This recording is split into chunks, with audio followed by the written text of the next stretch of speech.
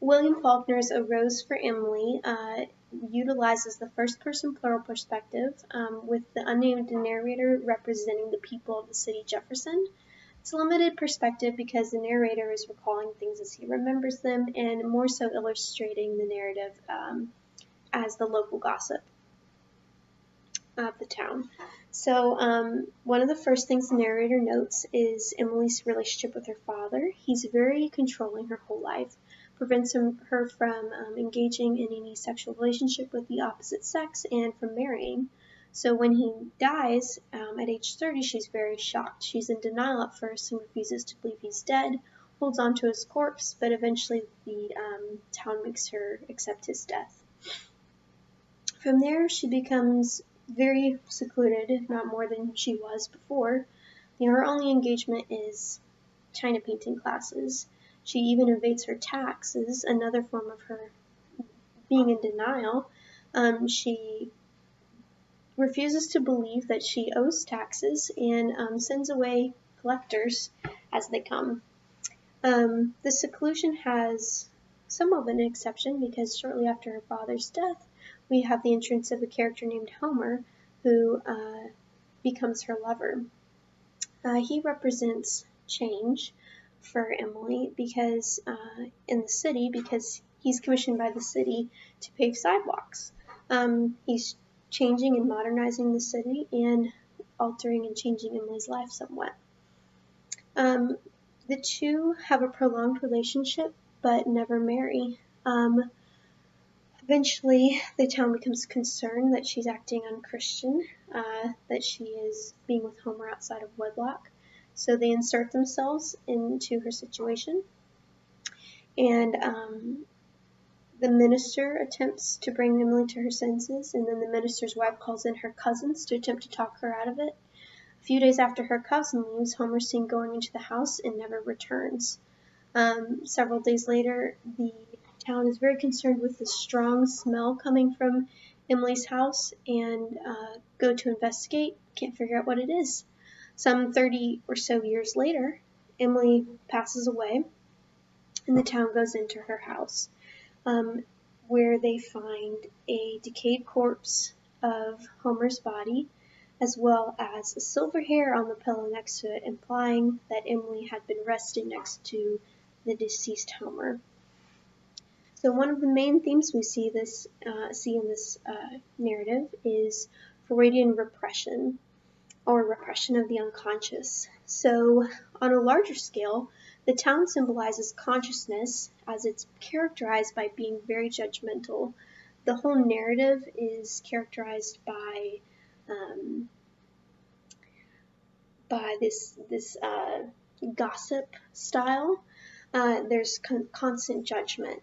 They judge her for being with Homer outside of wedlock. They judge the smell in her house. They judge her actions constantly and deem them either right or wrong. The conscious is an area of the mind where you can choose. You make these decisions, choices. You choose how you act in your actions, and you have consciousness of morality. Whereas with unconscious, it's not something you can negotiate with. Unconscious is characterized by drives that we're not aware of and that you can't actively fight against, or consciously, I should say, fight against. So Emily more so represents unconsciousness. One critic, Getty, addresses a theory called sub rosa to highlight how secret Emily is and how hidden Faulkner allows her to remain. So she notes that the audience is never allowed to be a complete voyeur. We have a very limited perspective as to what goes on in Emily's life. When the minister comes to talk to her, we don't know what becomes of it. Same thing with her cousins. We don't know or have any knowledge of what's said to Emily. No one enters the house until the very end of the story, so we're kept at bay. In the same way, the unconscious is kept at bay. We never have access to seeing what's inside the unconscious exactly, but we can see its influences. But in the actual character of Emily Grierson, we see an illustration on the more smaller scale of the role of the unconscious in repression. So her unconscious desires that are fueling her are sexual desire, or the want to possess or control a man, and resistance to change. And both of these are shaped by her past. The psyche that she has is shaped by her past because her father kept a very constant environment as he was very controlling and repressed all these sexual desires as she wasn't allowed to be with men. So both of those have developed within her this unconscious desire for sex and to resist change. Now, she represses these unconscious desires and uses two primary defense mechanisms, those being denial and displacement. With denial, it's very obvious to see in her tax evasion. She clearly is denying reality. She's stating that she doesn't owe taxes, and she clearly does. And with her father's death, it's another very apparent example of denial.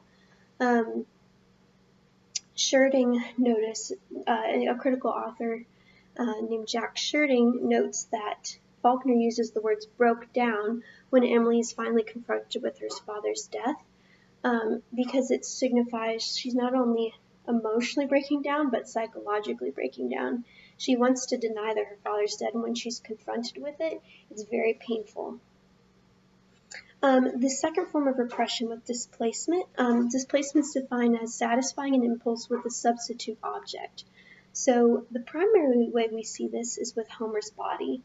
So the critical author Caldwell again suggests that perhaps what happens is that Homer threatens to leave, and so she murders him in an attempt to stop change. If the unconscious is for Emily is characterized by this drive and resistance to change, if Homer threatens that, she will want to stop him at any means, even murdering him. So when she keeps Homer's body, this is a displacement of her desire to maintain, keep things constant. However, Jack Scherding argues the opposite. He says there's very little evidence that she is jilted by Homer, but rather she has an Oedipal complex that's seen in her father and is unable to satisfy it. And so she clings to Homer as a substitute for her father. That's the primary form of displacement. But he also argues that perhaps when Emily's cousins visit her, they, because we don't know what's said, perhaps they offer an ultimatum and say either you marry him, or to preserve your reputation, you leave him. And since Homer says that he's not the marrying type, she can't bear to lose him because it would prevent her from satisfying the Oedipal complex. She kills him and keeps him in order to preserve both the unconscious sexual desire and the unconscious desire against change.